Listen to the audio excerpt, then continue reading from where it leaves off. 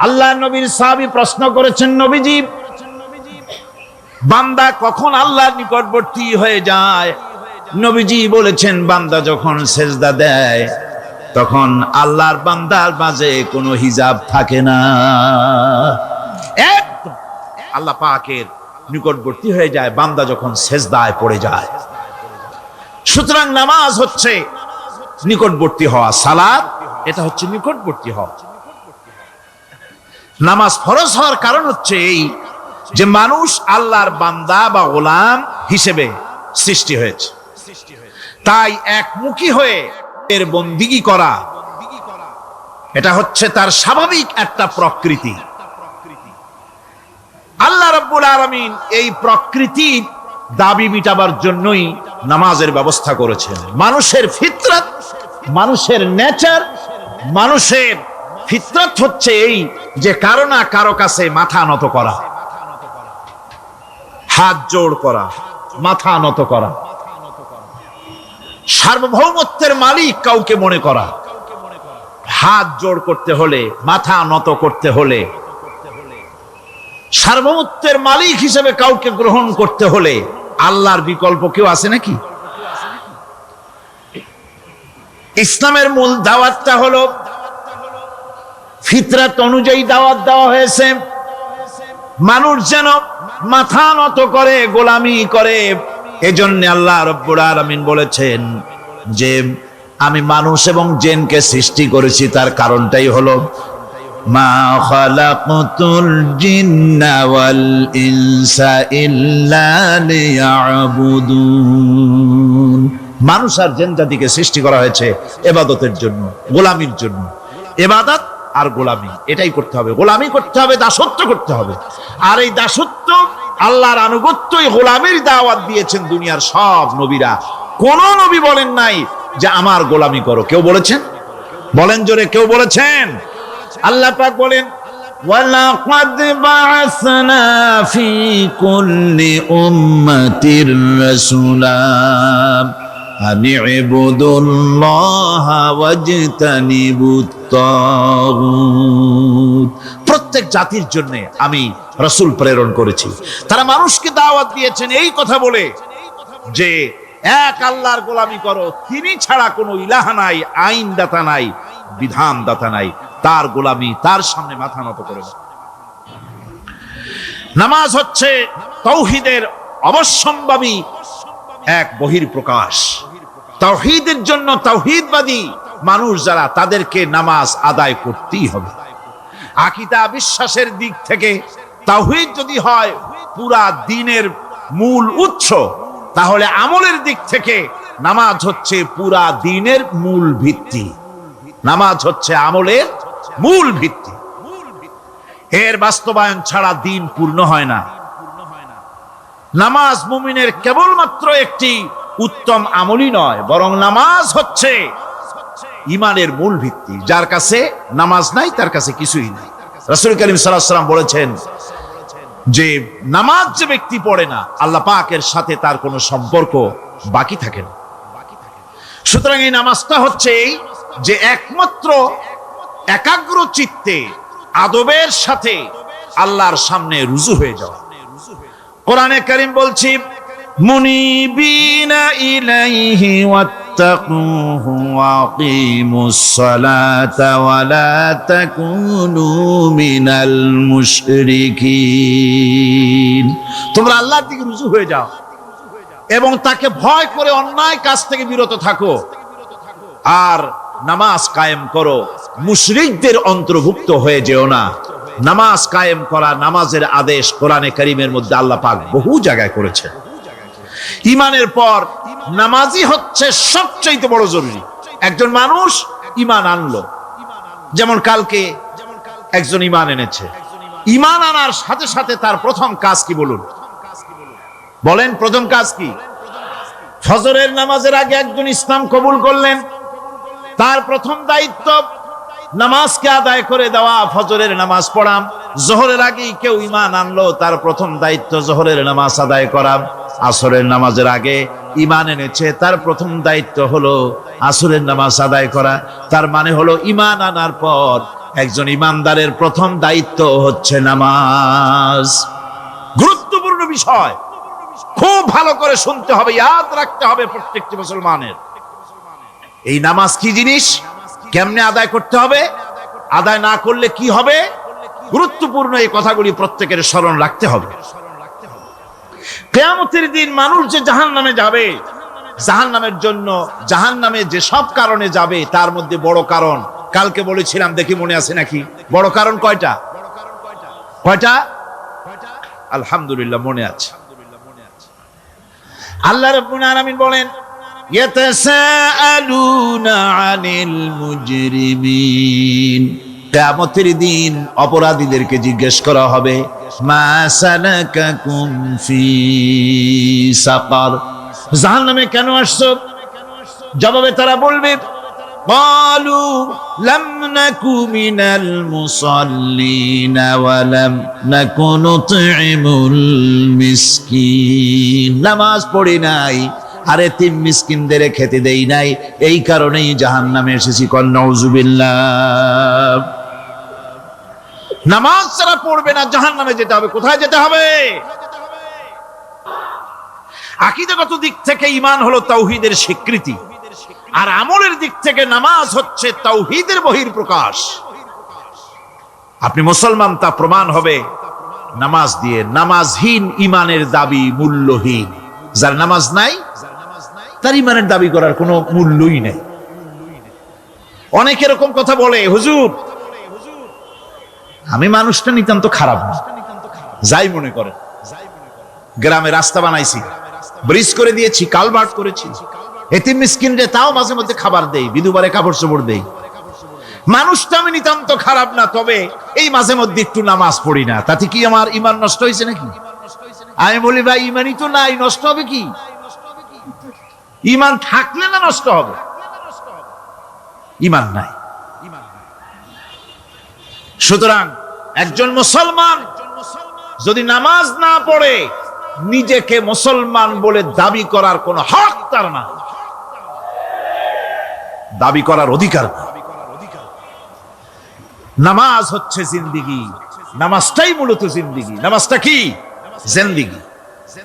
আল্লাহ রাব্বুল আলামিন শিখাচ্ছেন, কুল ইন্না সালাতি ওয়া নুসুকি ওয়া মাহইয়ায়া ওয়া মামাতি লিল্লাহি রাব্বিল আলামিন। মুহাব্বতের সাথে সবাই পড়েন, কুল ইন্না সালাতি ওয়া নুসুকি ওয়া মাহইয়ায়া ওয়া মামাতি লিল্লাহি রাব্বিল আলামিন। বলো আমার নামাজ, বলো আমার নামাজ, আমার কোরবানি, আমার হায়াত, আমার মত সবকিছুই আল্লাহ রব্বুল আলামিনের জন্য নিবেদিত। আমার বেঁচে থাকা, আমার মরে যাওয়া সব আল্লাহর জন্য। সে আল্লাহ রব্বুল আলামিন, তার জন্য সবকিছু নিবেদিত করতে হবে। আল্লাহ পাকের গোলাম আমাদের বানিয়েছেন, আল্লাহ আমাদের গোলামি করা লাগবে। আর গোলামির নমুনা যাকাত দিয়া, হজ দিয়া, দাম দিয়া, সদকা দিয়া, কোন জিনিস দিয়ে নামাজের মতো গোলামির উৎকৃষ্ট প্রমাণ বা নমুনা আর কিছুতে নাই। আমি যে গোলাম তার উৎকৃষ্ট প্রমাণ হচ্ছে নামাজ। নামাজেই একটা মানুষ গোলামির অনুভূতিতে তাকে নিয়ে যায়। বাদশাহ হোক, মন্ত্রী হোক, পীর হোক, মওলানা হোক, মুহাদ্দিস হোক, বড় লোক হোক, গরিব হোক, পুরুষ হোক, নারী হোক, যাই হোক, নামাজে দাঁড়াইলো, একেবারে কান্ডারে ধরিয়া, কানের কাছে হাত দিয়া, হাত দুইটা বাঁধিয়া, মাথা নিচের দিকে দিয়ে দাঁড়ায় গেল। কিসের মতো? আসামির মতো, গোলামের মতো। সুবহানাল্লাহ। এদিক ওদিক তাকাইতে পারবা না, চোখটা থাকবে সেজদা যেখানে দিবা সেখানে। তাকানো নিষেধ, সেজদার দিকে তাকাও। এরপরে যখন রুকুতে গেলেন, গোলামির নমুনা হয়ে গেল। গোলামের এরকম মাথা নিচু করে থাকতে হয় প্রভুর সামনে। গেলেন রাজা, বাদশা, বড় লোক, সব অহংকার চূর্ণ হয়ে গেল। নাক আর কপাল দিয়া আমার মাবুদের দরবারে মাথাটা লাগাই দিলাম জমিনের উপরে। সুবহানাল্লাহ। আমি আমার ভাষায় বলি, আমি আমার ভাষায় কথাটা এভাবে বলি, এই জমিনটা যদি কাগজ হয় আর আমার নাকটার কপালটা যদি কলম হয়, তাহলে আমি যে গোলাম দৈনিক 5 বার আমার নাক আর কপাল দিয়া জমিন নামক কাগজের উপরে, দাস খতের উপরে দৈনিক 5 বার নাক আর কপাল দিয়া সই করে দেই, আল্লাহ আমি তোমার গোলাম আর কারো গোলাম নই, আমি একমাত্র তোমার গোলাম। ঘুমের থেকে উঠে সেজদা দিয়ে বলি, দুপুরের সময় কাজ ফালাইয়া আরেকবার বলি, বিকেল আসার আগে আসরে আরেকবার বলি, দিন যখন শেষ হয় আরেকবার বলি, রাতে যখন শুতে যাই আরেকবার সেজদা দিয়া ঘোষণা করি, মাবুদ আমি তোমার গোলাম। সুবহানাল্লাহ। নামাজ হচ্ছে ইসলামের গণ্ডির মধ্যে প্রবেশের প্রমাণ। কোরআনে কারীম বলছে, ফাইন তাবু ওয়া আকামুস সালাতা ওয়া আতাউজ যাকাতা ফাইখওয়ানুকুম ফিদ্দীন। সূরা তওবা এসেছে, তারা যদি তওবা করে আর নামাজ কায়েম করে, যাকাত যদি আদায় করে, তাহলে এখন তোমাদের সে দ্বীনি ভাই, এখন ভাই হয়ে গেল। একটু আগে ছিল কাফের মুশরিক, এখন তোমার দ্বীনি ভাই। দ্বীনের গণ্ডির মধ্যে প্রবেশ করা, কলেমা পড়ার সাথে সাথেই নামাজ। নামাজ হচ্ছে দ্বীনের প্রধান গেট, দ্বীনের প্রধান তোরণ। দ্বীনের মধ্যে প্রবেশ করার জন্য এই গেট দিয়ে প্রবেশ করতে হবে। সুতরাং এই নামাজের এতই গুরুত্ব দেওয়া হয়েছে। ইসলাম যদি ক্ষমতায় আসে, আল্লাহ যেন এনে দেন, জোরে কোন আমিন। ইসলাম যদি ক্ষমতায় এসে যায়, রব্বুল আলামিন তাফসীরে মাহফিল কোরআন সামনে নিয়া আশা করে তোমার দরবারে দোয়া করি, এই বিশাল জনসমুদ্রের দোয়া কবুল করো মাবুদ গো, এই বাংলাদেশকে ইসলামের দেশ বানাইয়া দাও। দেশটা যদি ইসলামের হয়ে যায়, আইন যদি আল্লাহর হয়, শাসন যদি সৎ লোকেরা করে, রব্বুল আলামিন কোরআন শরীফে বলেন, তাহলে তারা 4টা কাজ করবে। আল্লাযীনা মাক্কান্নাহুম ফিল আরদ আকামুস সালাতা ওয়া আতাউজ যাকাত ওয়া আমারু বিল মা'রুফি ওয়া নাহাউ আনিল মুনকার। মুমিনেরা ক্ষমতা এসে প্রথম যে কাজটা করবে, প্রথমে ক্ষমতা এসেই নামাজ বাধ্যতামূলক করবে। প্রথম কি? ওয়াজ নসিহতে অনুরোধ করা হবে না, বাবাজিরা আল্লাহর রাস্তায় নামাজটা পড়েন না।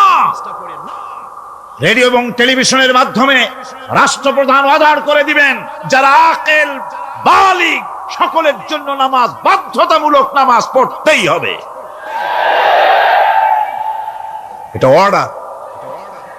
বেলা যখন 1টা বেজে যাবে, বেলা যখন 1টা বাজবে, সমস্ত মসজিদে আজান শুরু হয়ে যাবে।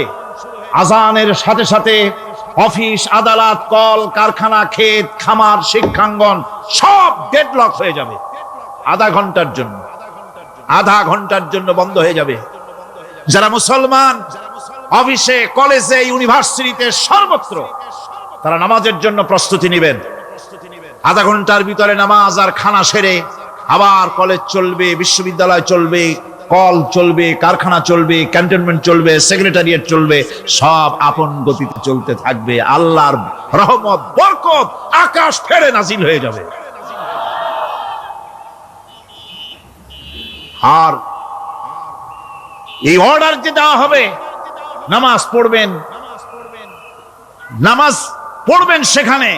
থানায় যখন আজান হবে, থানায় আজান হয়ে গেছে, থানার স্টাফ, পুলিশ যারা আছে, জামাতে খাড়া হয়ে যাবে, ইমামতি করবেন ওসি সাহেব।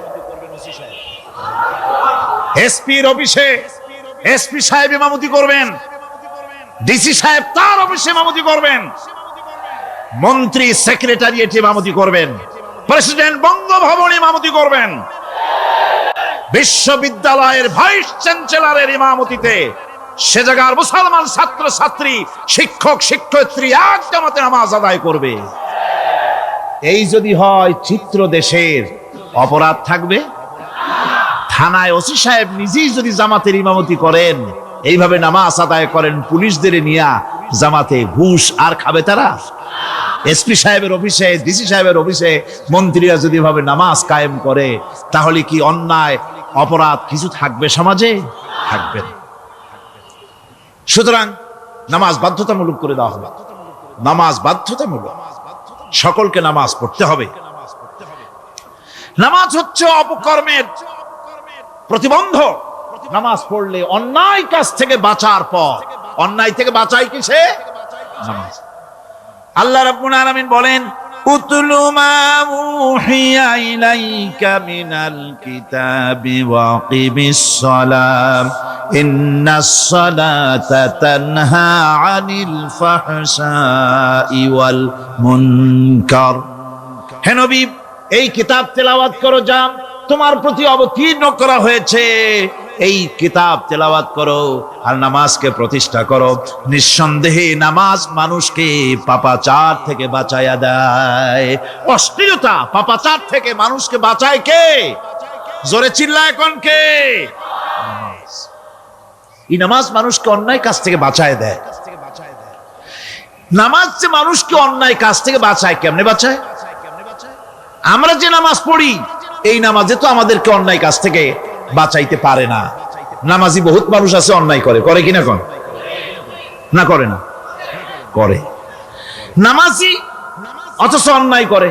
আর আল্লাহ বলছেন নামাজিকে, নামাজ তাকে অশ্লীলতা থেকে ফিরায়। তাহলে কথা কারটা ঠিক? আল্লাহরটা। জোরে বলেন, কারটা ঠিক?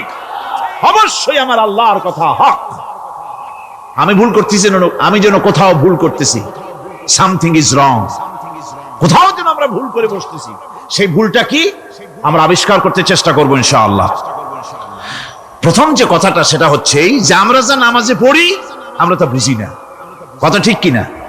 আমি যদি এখন প্রশ্ন করি সামি আল্লাহু লিমান হামিদা অর্থ কি কোন, ফার্স্ট ডিভিশনে কয়েকটা লেটার নিয়ে ফেল করবেন এরকম লোক আছেন না নাই? সুবহান রাব্বিয়াল আলা অর্থ কি জানি না, সুবহান রাব্বিয়াল আযীমের অর্থ কি জানি না, দোয়া কুনুত অর্থ কি জানি না, তাশাহুদ অর্থ কি জানি না, সূরা ফাতিহার অর্থ কি জানি না। এমন কি উযুর মধ্যে কয়টা ফরজ তাও অনেকের জানা নাই। কথা কি বেশি বললাম না ঠিক বলছি?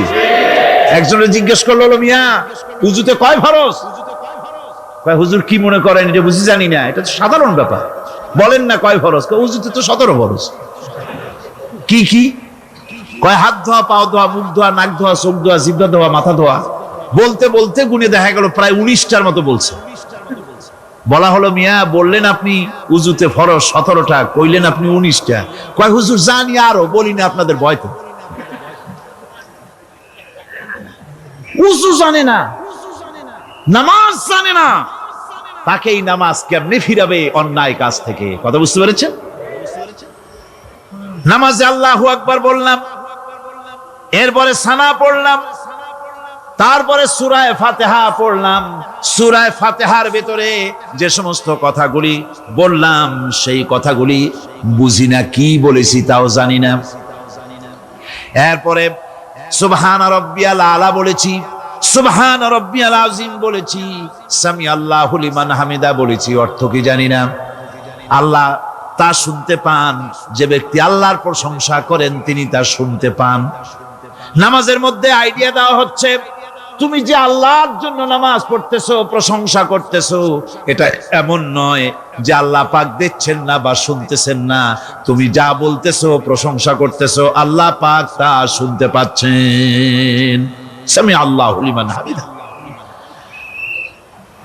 সুবহান রাব্বিয়াল আলা, আমি মহান সর্বশ্রেষ্ঠ আল্লাহ রাব্বুল আলামিনের পবিত্রতা ঘোষণা করছি, আমি তার প্রশংসা করছি। সূরা ফাতিহার কি আমরা বলি আপনারা ব্যাখ্যা দেখে বুঝে নিয়েন, সেগুলি আমি এখানে বলে বাকি কথা সব শেষ করতে পারবো না। নামাজে কি পড়েন সেটা যদি জানতেন, অবশ্যই আল্লাহ রাব্বুল আলামিনের কথা কার্যকরী হয়ে যেত। ইন্নাস সালাতা তানহা আনিল ফাহশাই ওয়াল মুনকার। নামাজ মানুষকে পাপের কাজ, অশ্লীলতা থেকে ফিরাতে পারে। আল্লাহ ইন্না বসায়ছেন, নিশ্চয়ই, বেশক, অবশ্যই নামাজ পাপ থেকে ফিরাবে।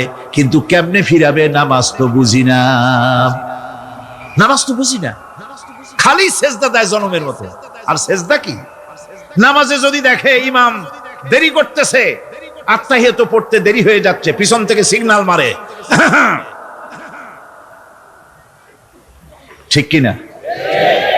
বেয়াদব, বেয়াদব। তোমার নামাজ, তোমার আত্তাহিয়াত আগে শেষ হয়েছে, তাতে কি হয়েছে? চুপ করে বসে থাকো। ইমামকে কাশি দিয়া সতর্ক করার অধিকার তোমার নাই। যদি ইমামকে সতর্ক করার জন্য কাশি দিয়ে থাকো, তোমার নামাজ ফাসেদ হয়ে যাবে। এটা ফাজলামি করার জায়গা না, এটা নামাজ। এর নাম কি? ধীরে সুস্থে নামাজ পড়তে হবে। অনেকে মসজিদটারে মনে করে জেলখানা, ঢুকতে যত দেরি, বেরোতে পারলে যেন বাসে যান ছটফট করে। সিনেমার মধ্যে গিয়ে ঘন্টার পর ঘন্টা বসে থাকে, খারাপ লাগে না? মসজিদে কেরাত যদি একটু লম্বা পড়ে, পিছনে বসে খালি কি যে করে, মনে মনে বলতে থাকে যে ইমাম এমন কাঁচা ছাড়া ছাড়ি না। আর গান যখন শোনে, শুনতেই থাকে, কত মজা, ঘুম আসে না। নাউযুবিল্লাহ। সুতরাং নামাজে কি বলেন সেটা আপনাকে বুঝতে হবে।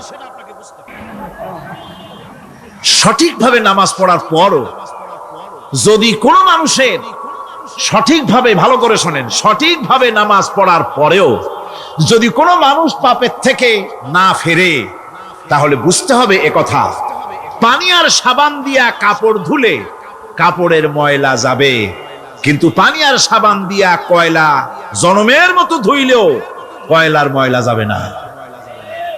কথা বুঝে আসছে? এর থেকে আর উত্তম দৃষ্টান্ত আমার কাছে নাই। নামাজ পড়ার পরেও যদি চরিত্র ভালো না হয়, বুঝতে হবে নামাজ হচ্ছে না, কাঙ্ক্ষিত মানের নামাজ আদায় হচ্ছে না। আল্লাহর নবী বলেছেন, যার নামাজ পাপ কাজ হতে ফিরাতে পারলো না, তার নামাজ নামাজি নয়। আবার শুনুন, রাসূল বলছেন, যার নামাজ তাকে পাপের কাছ থেকে ফিরাতে পারলো না, তার নামাজ নামাজ নয়, ওইটা নামাজ হয় নাই, যার জন্য তার পাপ থেকে তারে ফিরাইতে পারছে না। আর কিয়ামতের দিন বেনামাজিরা সবচাইতে বেশি অপমানিত হবে। সবচাইতে বেশি অপমানিত হবে কারা? বেনামাজিরা। কিভাবে? ইয়াউমা ইউকশাফু আন সাকিন ওয়া ইউদআউনা ইলাস সুজুদি ফালা ইস্তাতিউন। সেদিন কঠিন সময়, আল্লাহ রাব্বুল আলামিন লোকদেরকে সিজদা করার জন্য বলবেন, কিন্তু যারা বেনামাজি ছিল দুনিয়ায়, তারা সিজদা দিতে পারবে না। বলেন নাউযুবিল্লাহ। অবস্থাটা কি হবে? খাশিআতান আবসারুহুম তারহাকুহুম যিল্লাহ। তাদের দৃষ্টি নিচু হবে, লাঞ্ছনা এবং অপমান তাদের উপরে চেপে বসবে, সিজদা দিতে পারবে না। আল্লাহ আমাদেরকে ক্ষমা করুন। কিয়ামতের দিন হযরত আদম আলাইহিস সালাম থেকে শুরু করে পৃথিবীর সমস্ত মানুষের সামনে আল্লাহ রাব্বুল আলামিন সিজদা করার জন্য অর্ডার করবেন।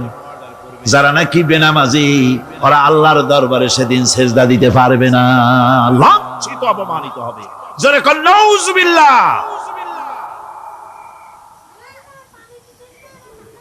নামাজ, মুমিনের নামাজ একরকম, মুনাফিকের নামাজ হলো আর এক রকম।